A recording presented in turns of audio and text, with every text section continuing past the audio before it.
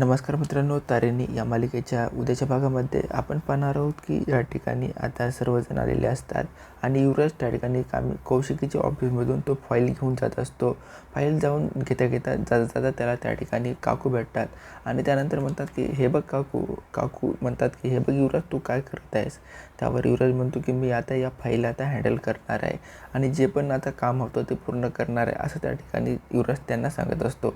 काकू म्हणतात की हे कधीपासून तू करायला लागला आहेस? तू तर असा अगोदर नव्हतास, अगोदर फार वेड्यासारखा वागत होता आणि आता डायरेक्ट तू कामं करायलास, हे तर मला तुला काही शोभा देत नाही, असं त्या ठिकाणी काकू म्हणत असतात.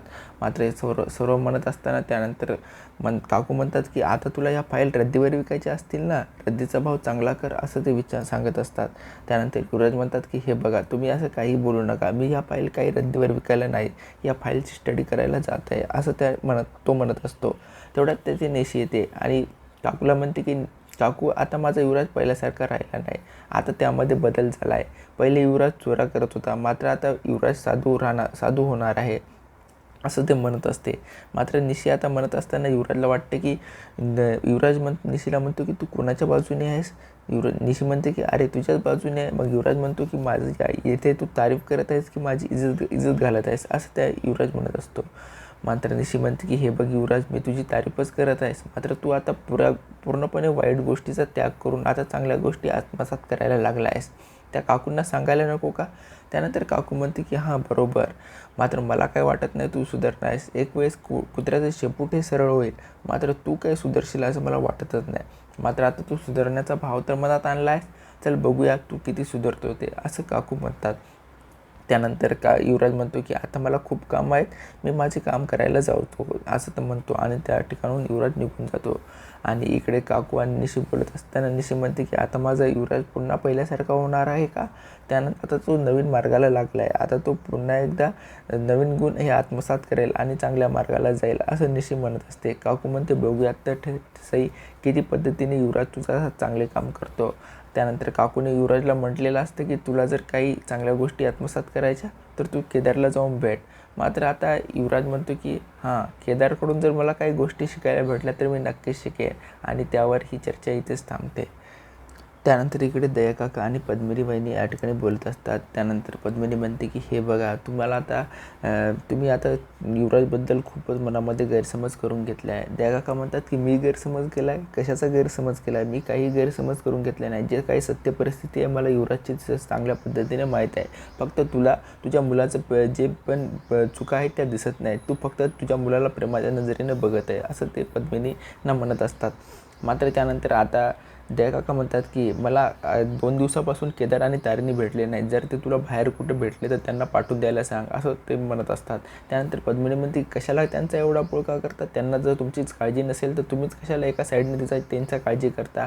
त्यानंतर दयाकाकांना आता पद्मिनी गोळ्या देते आणि गोळ्या देते तर दयाकाकांना ठसका लागतो. पद्मिनी म्हणते की हळूहळू सावकाश घ्या. त्यानंतर दयाकाका म्हणतात की हां, मी तर सावकाश घेईलच ना, पण हे सर्व माझं सावकाशपणा आणि मी चांगला तेव्हाच बरा होईल ज्यावेळेस युवराज हा चांगला वागायला लागेल. मात्र त्या पोरांना काय कशाचा ध्यास करून घेतला आहे काय माहीत, तो काय चांगलं वागण्याचं नावच घेत नाही. त्यानंतर पद्मिनी म्हणते की नाही हो, आता आपला युवराज पहिल्यासारखा सुधारला आहे. त्यानंतर त्या काका म्हणतात की काय सुधारण्याचे लक्षण आहेत? काही सुधारलं नाही, तो पहिल्या येऊन तसा राहिला आहे, फक्त तो चांगल्या वागण्याचा आव आणतो आहे, असं त्या ठिकाणी दया काका म्हणतात. पद्मिनी म्हणते की हे बघा, तो चांगल्या वागण्याचा काही आव आणत नाही, आपण त्याला दया काका म्हणतात की तुला मला सरळ सरळ काय म्हणायचं आहे ते लवकर सांगून टाक. त्यानंतर पद्मिनी म्हणते की हे बघा, आपण युवराजला आता कंपनीतला सर्वात मोठा या ठिकाणी एक मॅनेजर करून टाकूया आणि त्यानंतर त्याच्यावर जबाबदारी आली तर तू चांगला वागेल, असं दयाकाकांना ते म्हणत असतात. मात्र दयाकाका म्हणतात की काय बोलतेस तू, तुला समजत आहे का? त्याला आपण साधा एक कर्मचारी म्हणून कंपनीमध्ये नेमला आणि त्यानंतरही त्याने घपला केला, एक खोटा साक्षीदार आणून त्या ठिकाणचे पुरावे तू नष्ट करण्यास लागला आहे, असं त्या म्हणत असतात. मात्र पद्मिनी म्हणते की ते काही पण असो, पुन्हा त्याच गोष्टी तुम्ही लक्षात ठेवू नका ना, असं ते बोलत असतात. त्या काका म्हणतात की काय लक्षात ठेवू नये, त्याने चुकी केली आहे, त्याला त्या चुकाचा शिक्षा तर झालीच पाहिजे, असे म्हणतात. त्यानंतर पद्मिनी म्हणते की हे बघा, तुम्ही काही पण करून युवराजला या ठिकाणी मोठ्या जागेची पोस्ट द्या आणि त्यानंतर ती जागा व्यवस्थितरित्या पार पाडेल. त्याच्याकडे नाही तर माझ्याकडे बघून तरी विश्वास ठेवा, असं ते म्हणत असतात. मात्र त्या काका म्हणतात की काही पण असू दे, त्याच्या नावाच्या मागे खांडेकर लागलं म्हणजे काय त्याला मोठा पदवीचा भार मिळाला असं होणार नाही. आणि जोपर्यंत मला वाटणार नाही युवराज हा सुधरेल, तोपर्यंत मी युवराजला कुठल्याही पद्धतीची पोस्ट ही देणार नाही. आणि या गोष्टीवर मी ठाम आहे. कोणी पण येऊ दे, मग काही पण मिळू दे, मात्र मी युवराज जोपर्यंत सुधारत नाही तोपर्यंत त्याला मी काही कंपनीचा हक्क देणार नाही, असं स्पष्टपणे सांगून देतात. त्यानंतर आता इकडे केदार आणि तारेने बाबासाठी काहीतरी बाहेरून आणलेलं असतं. ते बाहेरून आणल्यानंतर त्यानंतर केदार विचार करतो की आता मला हे जाऊन बाबांना द्यावं लागेल. मात्र केदार त्या बाजूने दुसऱ्या बाजूने पण विचार करतो की इथे मला कौशिकीताईने जाण्याची परवानगी दिली नाही आणि मी जर इथे गेलो तर तिचा जो पण गैरसमज झाला आहे तो आणखीनच वाढेल, असं तो तारिणीला म्हणत असतो. तारिणी म्हणते की काही होणार नाही, आपण तो त्यांचा गैरसमज नक्कीच दूर करू आणि तू बाबांपासून आता जास्त काळ लांबही राहू शकत नाही, हे तुझ्या चेहऱ्यावर साफ दिसत आहे, असं ते केदारना म्हणतात. मात्र हे म्हणताना आता तेवढ्यात तिथे काकू येतात आणि काकू म्हणतात, केदार तू इथे का थांबला आहेस? ते नंतर केदार म्हणतो की हे मी बाबासाठी आणले आहे आणि हे बाबाला द्यायचं आहे, तुम्ही द्याल का? त्यानंतर काकू म्हणतात, तू का जाऊ शकत नाही? जा ना, तू जाऊन दे. त्यानंतर केदार म्हणतो, मला कौशिकीताईने तर परवानगी दिली नाही ना, तर मी कसं जाऊ, असं ते म्हणत असतात. हे म्हटल्यानंतर केदारच्या हातातला तो जो पण सामान असते ते काकूंकडे देतात आणि काकू आता बाबांना देतात आणि म्हणतात की केदार काकूंना म्हणतो की तू बाबांना काहीही सांगू नको की मला कौशिकीताईने आतमध्ये जाण्याची न परवानगी दिली आहे, कारण की तू हे जेव्हा सांगशील तेव्हा बाबांना आणखीनच त्रास होईल, असं ते बोलत असतात. काकू म्हणतात, ठीक आहे, तू म्हणतो तसं. आणि त्यानंतर आता काकू जे पण केदारनं सामान आणलेलं असतं ते काकूंनी बाबांना मध्ये नेऊन दिलेलं असतं. त्यानंतर निशी इकडे किचनमध्ये असताना त्यानंतर काकू म्हणते की निशी, चक्क तू किचनमध्ये कशाला आली आहेस, असं ते विचारतात. त्यानंतर निशी म्हणते की का येऊ नये, मला युवराजसाठी काहीतरी बनवून न्यायचं होतं, त्याच्यासाठी मी आलेले आहे. काकू म्हणते की तू एवढ्या लवकर युवराजच्या चांगुलपणाची शिक्षा कशाला देतेस, असं काहीतरी बनवून नेऊन तू शिक्षा दिल्यासारखं होईल ते. त्यानंतर निशी म्हणते की काय बोलताय काकू तुम्ही, मी कशाला त्याची शिक्षा देऊ, त्याच्यासाठी मी प्रेमाने काहीतरी बनवत आहे. त्यानंतर निशी म्हणते की काकू मी त्याच्यासाठी काय बनवू, तुम्ही मला सांगा. त्यानंतर काकू म्हणतात की तू काही बनवू नको, तू नाही बनलं तेच ठीक आहे, असं ते बोलत असतात. त्यानंतर निशी म्हणते की नाही काकू, मी त्याच्यासाठी काहीतरी घेऊन जाणारच आहे. तर काकू म्हणतात की आता तू ग्रीन टी घेऊन जा. त्यानंतर निशी म्हणते की हां ठीक आहे, ग्रीन टी घेऊन जाते. त्यानंतर निशी म्हणते की मी बाहेर जाऊन आता या ठिकाणी फूड कलर आणते. काकू म्हणतात कशासाठी? निशी म्हणते की काकू तुम्हीच तर आता म्हणला ना ग्रीन कलर लागणार आहे आणि त्यासाठी टी हे त्याच्यामध्ये मिक्स करण्यासाठी. आताच म्हणला ना तुम्ही ग्रीन टी बनवायची, म्हणून त्या पद्धतीनं मी आता आणणार आहे. तर काकू म्हणतात की हे बघ, असं येड्यावाने काही करू नको, तशी ती बनत नसते तुला. त्यानंतर काकू आता निशीला ग्रीन टी बनवायची असते तर ती स्वतः जातात आणि त्या ठिकाणचा तो एक पावडर घेतात आणि त्यानंतर एक पाणी घेतात आणि त्या पाण्यामध्ये आता निशीला सांगतात की हे बघ, हे पाणी आपल्याला उकळायचं आहे आणि या पाण्यामध्ये हे बुडवायचं आहे आणि आपली झाली ग्रीन टी. काकूने सांगितल्या पद्धतीने निशीने आता ग्रीन टी बनवलेली असते आणि तेथून काकू निघून जातात आणि युवराजला देण्यासाठी ती त्याच्या खोलीमध्ये जात असते. त्यानंतर युवराजला निशी म्हणते की युवराज, मी तुझ्यासाठी ग्रीन टी आणलेलं आहे. युवराज म्हटलं, तुला कोण आणायची सांगली आहे? ती ज्या हाताने तू बनवून आणली आहेस त्या हाताने बाहेर फेकून दे. निशी म्हणते की नाही तसं कशासाठी, तू एवढ्या दिवसापासून कामाला लागलेला आहेस आणि तुला कामाच्या भारामध्ये काही खायचं प्यायचं लक्ष राहत नाही, तुझ्या काळजीपोटी मी हे सर्व करत आहे, असं ते बोलत आहे आणि तुलाही घ्यावंच लागेल. त्यानंतर युवराज म्हणतो की हे बघ, हे तू बनवलेस म्हणले तर यातला ते खूप फडतूस असेल, कारण की मला तुझ्या हातचं ग्रीन टी काय उकळतं पाणीसुद्धा पिण्याची इच्छा नाही आणि ज्या हातानं तू बनवून आणलं त्या हातानं फेकून दे, असं बोलत असतात. त्यानंतर मात्र निशी तिच्या मागेच लागलेली असते आणि दोघांच्या या ठिकाणी वादविवादामध्ये ती ग्रीन टी त्याच्या अंगावर सांडते. त्यानंतर युवराज खूपच चिडलेला असतो. युवराज निशीला म्हणतो की हे बघ, चांगुलपणाचं वागण्याचं भाव ही मी फक्त माझ्या डॅडासाठी करत आहे, तुझ्यासाठी नाही. आणि तुला तर माहीतच आहे मी पहिले कसा होतो, आता तू गपचूप या खोलीच्या बाहेर जाय, नाही तर या ठिकाणी माझे फटके खाशील, असं तो बोलत असतो.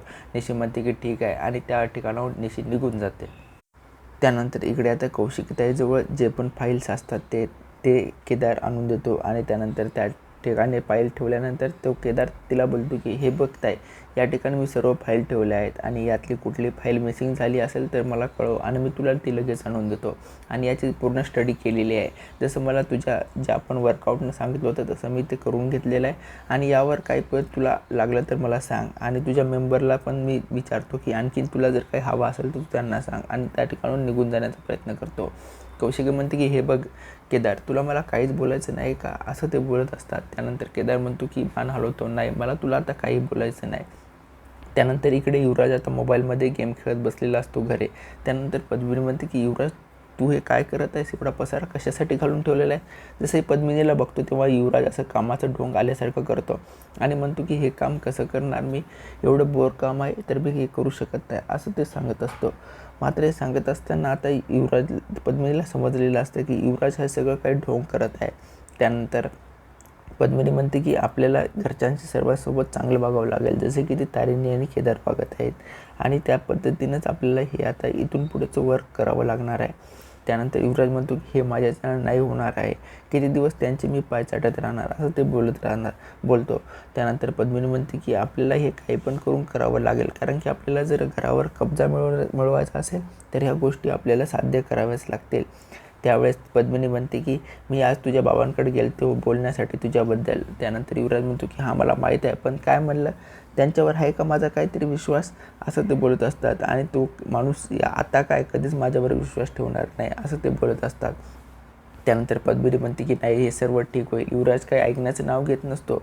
आधीच माझ्यासमोर एक सोडून 2-2 मांजरं आडवी गेली आहेत, ते केदार आणि तारिणी, आणि आता माझं काही खरं नाही असं ते बोलत असतात. घरामध्ये आणून ठेवले ना त्यांना, आता जे होतं नव्हतं ते पण माझ्या तवड्यातून सुटत चाललेलं आहे असं युवराज बोलत असतो. पद्मिनी म्हणते की ते काही पण होऊ दे, आता मी त्या बापलेकांना कसं एकमेकांपासून वेगळं करते हे तू बघच. आणि आता ज्या पावलाने ते घरामध्ये आलते त्याच पावलाने आता त्यांना हे घर सोडावं लागणार आहे आणि याचंच पूर्ण नियोजन मी कसे करते असं हे युवराज तू बघत, असं ते पद्मिनी त्याला सांगत असते.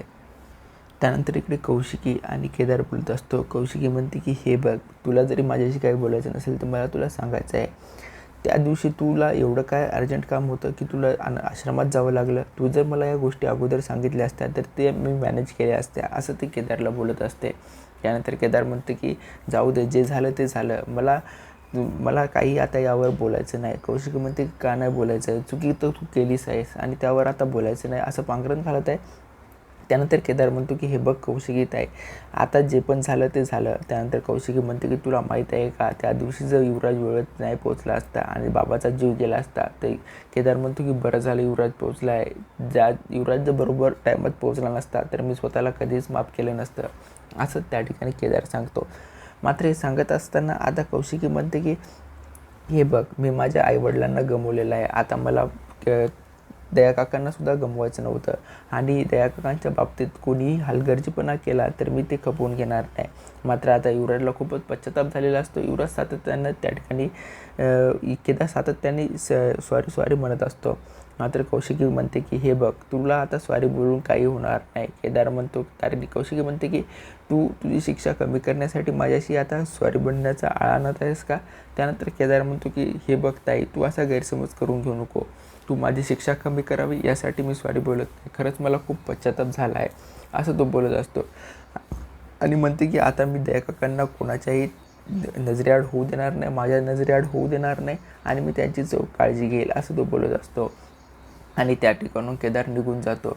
मात्र कौशिकीला आता खूपच वाईट वाटायला लागतं की आपण आपल्या आईवडिलांना गमावलेलं आहे, मात्र त्या दिवशी दयाकाकांना बी गमावलं असतं तर काय पश्चाताप झाला असता आपला असं कौशिकीला वाटतं.